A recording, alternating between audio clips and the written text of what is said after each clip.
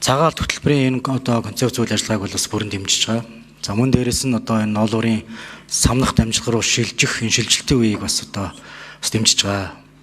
За энэ утгаараа бол бид бүхэн бас одоо тактикийн хувьд, бодлогын хувьд бол бас нэлээд өмнөх үеэс арай нэг өөр тактикуудыг бол одоо хийж хэрэгжүүлэх ёстой гэж ингэж хараад байгаа. Гэтэл яг одоо явж байгаа одоо үндсэндээ бодлого үйл ажиллагаа маань бол өмнөх жилүүдтэйгээ яг адилхан байдалтай бас байгаад байгаа нь энэ ноолуурын одоо тодорхой үн аншис руу буухтаа тодорхой хэмжээний одоо үндсэндээ үн буух байдалтай бас ажиглаад байна уу да гэсэн ийм одоо үндсэндээ таамаглал байна. Түүхийн эдийн хувьд бол ноолуурын энэ салбар, энэ өөрөө зах зээл бол монголчууд бидний хувьд бол хамгийн том давуу талтай салбар аа. Мал аж ахуй орн, түүхийн эдийн энэ экспортлогч орн болохын тулд бол номер 1-т бид нарын ноолуурын давуу талаа бол бид бүхэн ашиглах одоо энэ боломжууд бид бүхэнд байгаа гэж хараад байгаа. Гэхдээ нэг л бүрэн дүүрэн чадахгүй ийм нөхцөл байдалтай бол байгаад байна. Дэлхий дээрх ноолуурын 2 цамц тутмын нэгийг бид түүхий дээрээ хангаж одоо үйлдвэрлэж байгаа хэрнээ өнөөдөр бид бусдаас одоо хараат байгаа байдлаа засах гээд байгаа энэ байдлыг бол одоо бүрэн дэмжиж байгаамаа. Энэ асуудал битгий унчаас 2-3 удаа энэ техникийн зохицуулалт үндсэндээ одоо бид бүхэн ухарсан. Энэ удаад бас одоо ухрахгүй байгаасаа гэдэг ийм байр суурьтай бол байгаа. Гэхдээ үндсэндээ бид бүхэн энэ одоо угаасан ноолуураар бид нэр жилдээ $300 сая ийм одоо орлогыг олдог байсан бол самнахаараа бид нар 600 сая болоод 2 дахин өсөх юм байна. Гэхдээ энэ өртөг, энэ нэмүү өртөх нь яагаад яг анхан шатны одоо энэ малчд дээрээ очихдоо энэ бууралтай байдлаар ингээд яваад байгаа юм бэ? Энэний яг ялгааг л малчд бүрэн дүүрэн бас ойлгохгүй байгаад байна. Тодорхой хэмжээнд энэ одоо өсөлт бий болж байгаа бол ялгаагүй аль шатандаа одоо үндсэндээ энэ одоо үр дүн ингээ харагдаж явдаг нэг ийм байдлаар л үндсэндээ байж иж энэ салбарын одоо байдал бол одоо цаашдаа бол доктортой явах юм аа.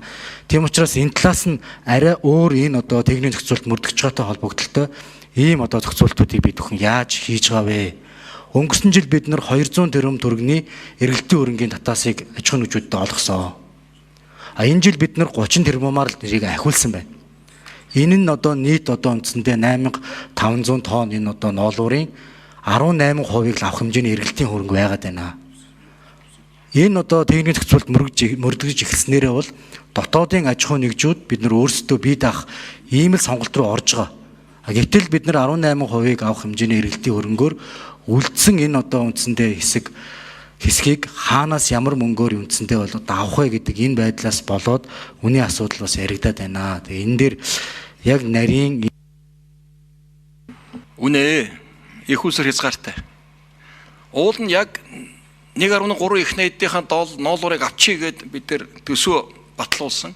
Харамсалтай нь их хурал төсөв задалсан буцаагаад 130 тэрбум хасчихсан.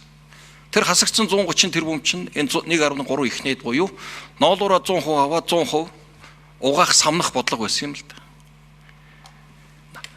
Харин харьцангуй гайгүй. Энэ өнөөдрийн 150-160 мянган төгрөгийн үн бол маш боломжийн шүү. Зөвхөн тариф дээр ихэд одоо Америк хятадын 36% тарифын татврын хязгаарлалт тавьж эхэлж байна тариф. Гэтэл бид нар түүхийн эдийнхэн энэ чинь 80% тэр урд зүгийн үйлдвэр зориулчихсан байсан үйлдвэр маш хүчтэй уналт авах байсан. 36%-аар унах байсан. Харин энэ дээр бид нар цагаан алт бодлого оруулснараа бид үйлдвэрүүдэд бэхжүүлэх энэ самнах техникийн зохицуулалтыг хийснээрээ бид нар 5% уналтыг хийгээд дотоодын үйлдвэрүүдэд босгоод авч байгаа. Салбарын хувьд алтангүй. Ноолуурын үйлдвэрлэлийн төвшинг сайжруулах алтангүй боломж байна. Энийг тэгж ойлгооч. Ахаад элийн надад ирсэн хүч хэрэгсэл ердөө нэг тэр 60 тэрбум төгрөгийг л хөдлөгч байгаа. Уул нь тэр жоохон их үстэр нэмээд одоо Монгол банкнаас жоохон мөнгө дэмж өгөөд энэ эргэлтийн жоохон хүчтэй дэмжээд өгөхөд малчтаар очиж үний уналт байхгүйгээр явчих болцоо байна. Одоо нэг 5% уналттай нодлонтой харьцуулах шүү дээ. 20 онтой харьцуулах юм бол 50-60 мянга байсан харьцуулахад бол 3 дахин өсчөөд байна. 150-60 мянган төгрөг болчиход байна. Муу биш байна. Зах зээл нь боломжийн байна. Үйлдвэрлэлүүд нь овоо хөрөнгө оруулалт хийгээд овоо хөдлөөд эхэллээ.